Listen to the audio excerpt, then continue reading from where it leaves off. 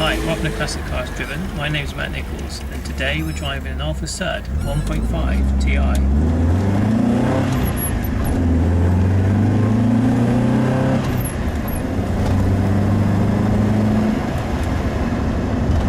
Now, I think it's fair to say the Alfa Sud has an extremely interesting history. Rudolf Husker, who had worked with Porsche before World War II, led the design team, and he brought with it a flat 4 engine design based on his experience in producing the Beetle, which was an interesting step forwards for Alfa. It was also introduced a 2-box design. Although the car naturally looks, I think, better as a hatchback, it was in fact conceived as a sort of saloon car in theory, although it had a notch back as opposed to a 3-box booted design as they were currently produced in the Alfa Romeo GTV that we also drove. It's incredible to think that Alfa were producing both the Alfa Sud and Alfa GTV at around the same time, I think. One car being born out the sort of 60s, and one clearly looking very much a 70s hatchback or modern style saloon style car.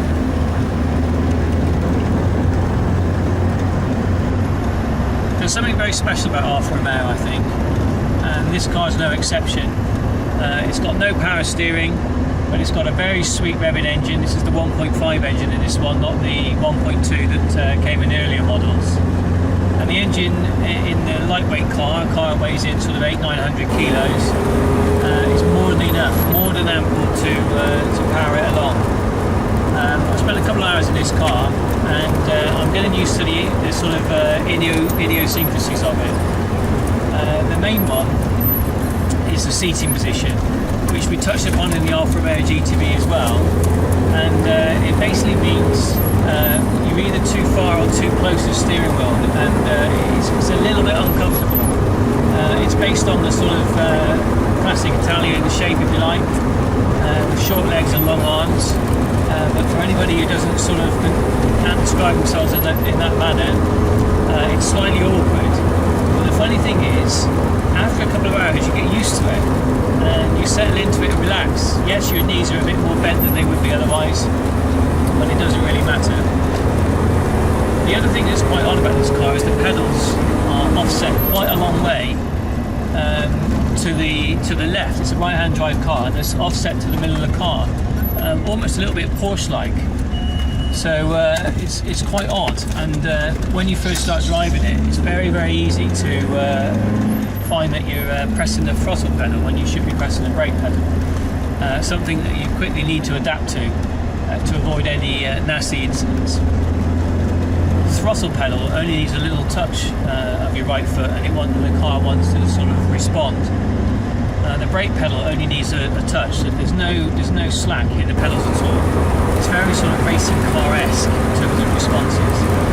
Steering is not, however, very racing car-esque in its responses. There's a slight woolliness. There's no power assistance, as I said, and basically you have to get used to moving the steering wheel a lot more than you would do on a power-assisted car. So it takes a bit away from the driving experience with the steering being a little bit woolly.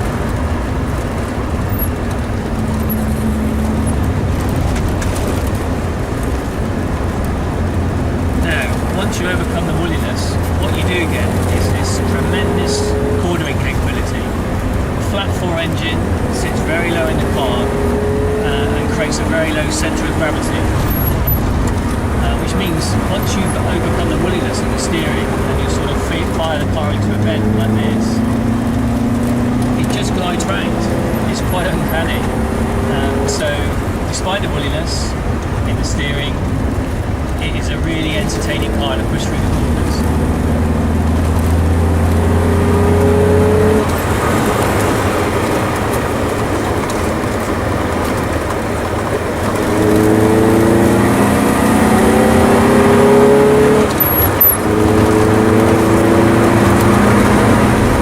First, I'm a fan of the Alfa Sud.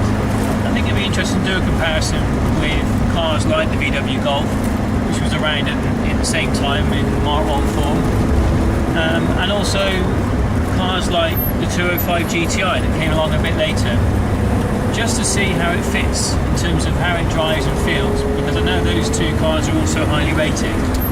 There are also a lot more examples around of both the Peugeot and the VW, and that's part and parcel of the dilemma that with the Alfa, if you like, is because it was basically made of relatively poor quality steel that had been imported at the time.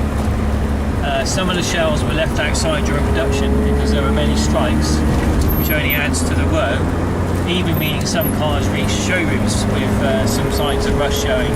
So when you've got a tiny example like this one, and this particular car is owned by Graham Easett, who runs Great Escape Classic Car Hire in the UK, and I'm actually not sure that this car is out for hire anymore. He loves it that much.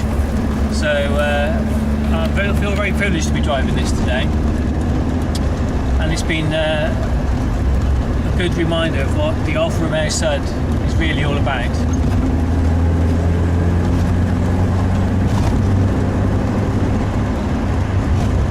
It's getting dark now, so I better sign off. I've been Matt Nichols, this is ClassicCarsDriven.com, and today we've been reviewing the Alfa Sud 1.5 Ti.